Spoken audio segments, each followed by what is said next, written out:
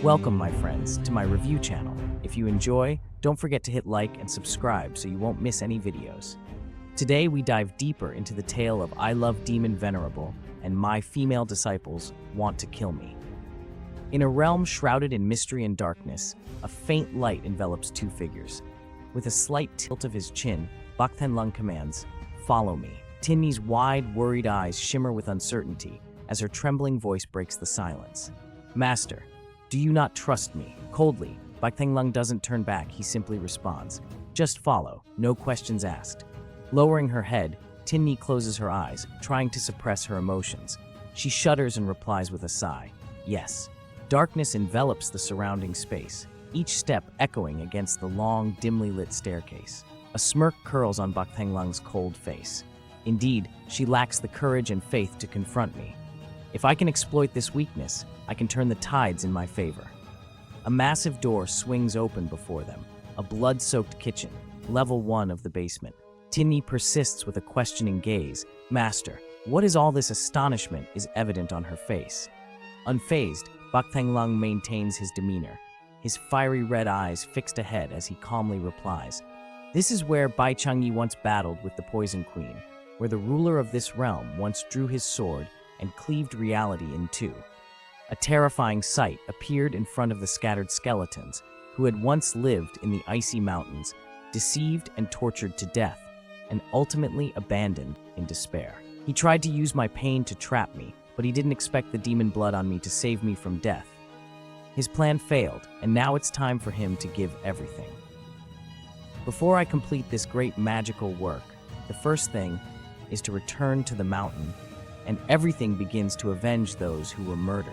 Tinni widened her eyes and was surprised to find that not only was her master framed, but even my clan leader had deceived her.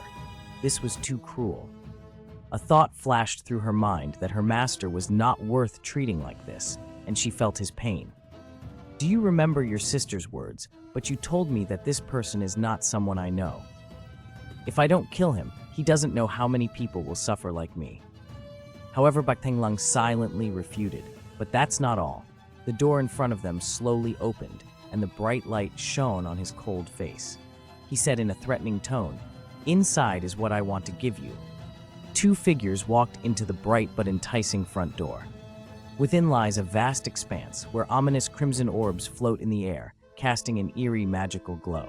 The deep red magical gems hover like watchful eyes, observing every move, holding boundless power and inscrutable secrets. Tinni gasps, her hand covering her mouth, eyes wide with shock. This is the Dark Spirit Gem. A memory floods back, her sister's calm voice echoes. The Dark Spirit Gem can track every movement of its prey, manipulating their actions at the will of its master. Since we entered this sect, it has been used to monitor us. She continues, her voice laced with bitterness. "We are not his disciples, we are merely tools imprisoned. That poison is a testament to his cruelty." Tinni ponders, her eyes clouded with sorrow as she recalls her sister's warning. "Elder sister once told me to feign ignorance about these gems' existence. But why is he showing them to me now?" A cold voice rings out from behind. Tinni looks up, her gaze locking onto his fiery red eyes gleaming with sharpness. She responds obediently, "Yes, master." Her gaze gradually shifts upward. The mystical light radiating from the gems begins to swirl, forming a powerful beam that shoots straight up. The beam reveals a bizarre image, a small child with fiery red hair, weeping uncontrollably amidst chaos. Two men with sinister faces, wielding swords, stand before the child, their cold gaze piercing through her. This wretched child, still weeping, is a target of their cruelty, each word dripping with malice. "How bothersome!" one of the men growls, raising his sword menacingly. The little girl with fiery red hair sobs uncontrollably, her tiny hands covering her face in sheer terror.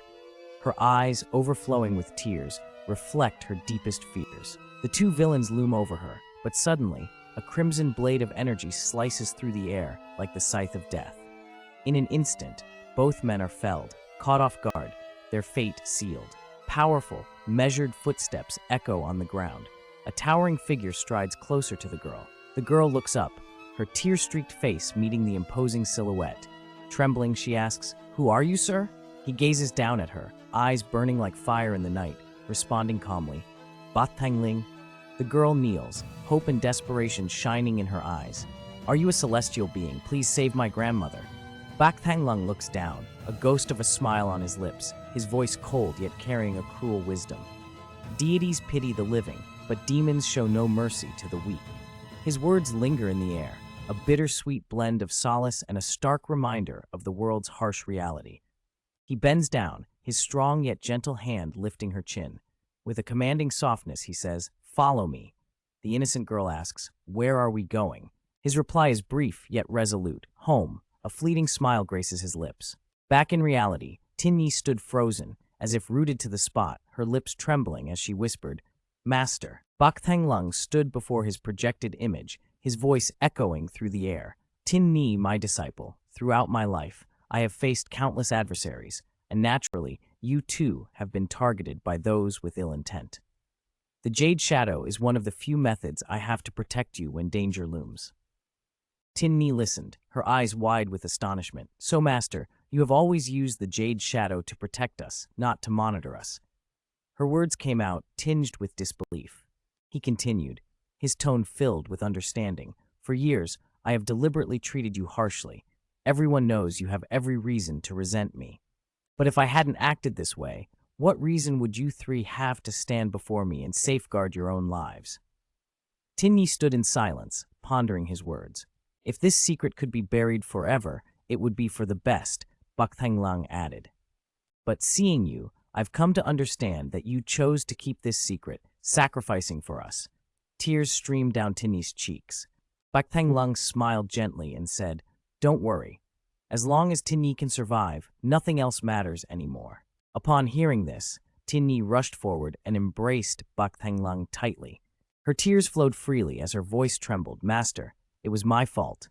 She looked up and said, "Tin Yi, you shouldn't trust the taunts of others. Tin Yi, you're such a fool. I've always known that my master is the best person for me in this world."